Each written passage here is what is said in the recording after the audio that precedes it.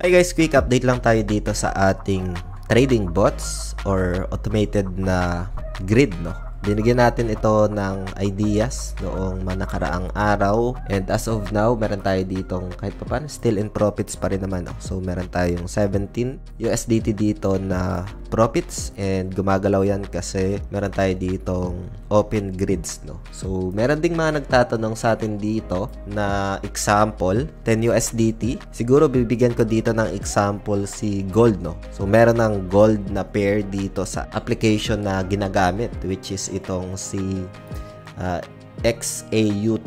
Ayan, ito yung pattern chart ni gold. As of now, nagkaroon ng double bottom. Ayan.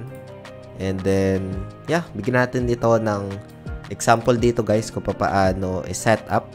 And AI na yung gagawa dito guys, no? So, meron ditong option na AI autofill ito. Itong nasa gilid niya. So, ito yung bibigyan natin dito ng example. Pero bago tayo dito magsimula, kung hindi nyo pa na-like itong video na ito, please like this video first. Subscribe yung YouTube channel natin. Turn all the bell icon para ma-notify kayo dito sa mga updates natin na ginagawa sa ating YouTube channel, guys, no? Itong si gold, no? So, meron siyang pair dito. Ang pairing niya is XAUT. Ayan. So, search nyo lang. XAUT. Ayan, lalabas na siya. Available siya sa spot and then dito sa futures, no? So ngayon, piliin ko lang ito. Again guys, itong video natin today is just for ideas lang, for reference. Doesn't qualify as an investment or financial advice. Hope you get some insights dito, and I'm just sharing my experience, and especially sa mga nagtatanong, no? So ito guys, si gold, no? And yung presyo niya nasa 3,294. Ang all-time high nito nasa 3,535 territory ito. Tapos nag-retrace. And then nagkaroon ng double bottom dito. So ngayon guys, sa mga nagtatanong, 10 USDT ay paano nga ba yung setup? Gamitan natin siya ng automated na AI autofill.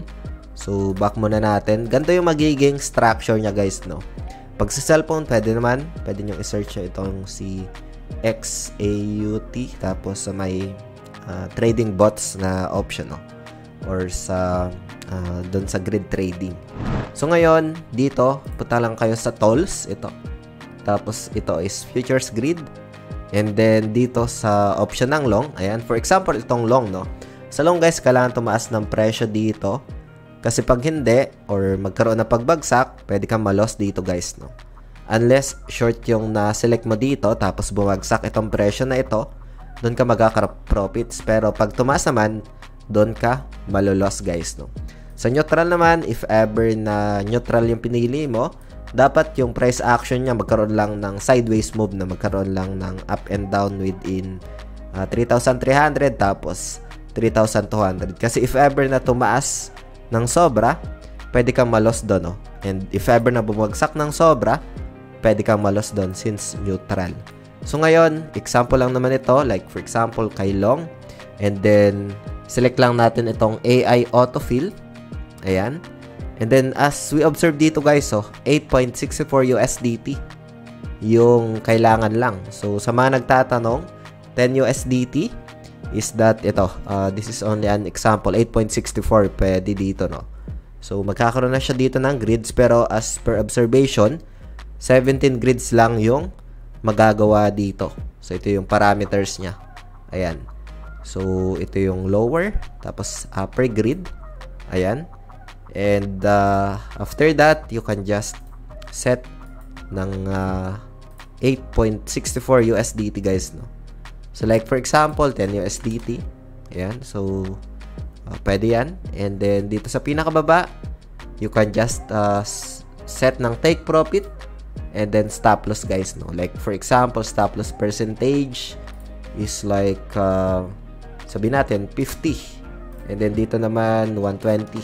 So it's a percentage PNL, and then create long, confirm, and ganun lang siya guys, no? So meron ka na ditong nagawa na trading bots gamit itong pairing ni gold, which is XAUT USDT, no? So yun, simple lang, and this is only a quick update ideas dito kung paano puntahan and gamit yung AI autofill. Discuss na rin natin dito yung pinaka-downside guys. Much better you understand yung risk and reward para mas magkaroon kayo dito ng informed decisions guys, no? As we mentioned kanina, pag long, kailangan niyang tumaas para magka-profits ka. If ever na bumagsak, if napuntahan niya yung 50% na sinet natin sa stop loss, mas stop out ka dito guys, no? So, short naman, if ever na tumaas yung presyo, dyan ka malulos, no?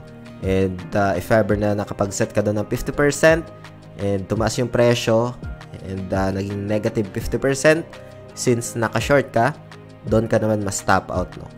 So, same goes sa neutral. Kailangan mag-sideways lang yung price action. Magkaroon lang ng up and down within this range. Kasi pag tumaas ito ng sobra, and then nakaset ka ng 50%, negative 50%, doon ka malulos, no? Or if ever na bumagsak ng sobra, doon ka malulos, guys, no? Kasi yung neutral, doable lang ito kapag ang price action ay nasa accumulation or nagkakaroon lang ng consolidation within this area, guys, no? So, yun. Hope you get some insights dito, updates. And andito na siya sa ating futures grid. Ayan, meron tayo ditong makikita. And then kung gusto nyo ipalabas yung pinaka-grids, puntahan nyo lang itong 3 dots na ito. Tapos display order lines, no? Ayan. And then lalabas na itong mga guhit na ito. Itong buy and sell, guys, no? So, yun. Hope you get some insights dito, guys, sa video natin. Sa mga nagtatanong, hope I acknowledge your questions dito. Yun lang for today, guys. Maraming salamat ulit sa panunood. Ingat tayong lahat. Peace out. Bye for now.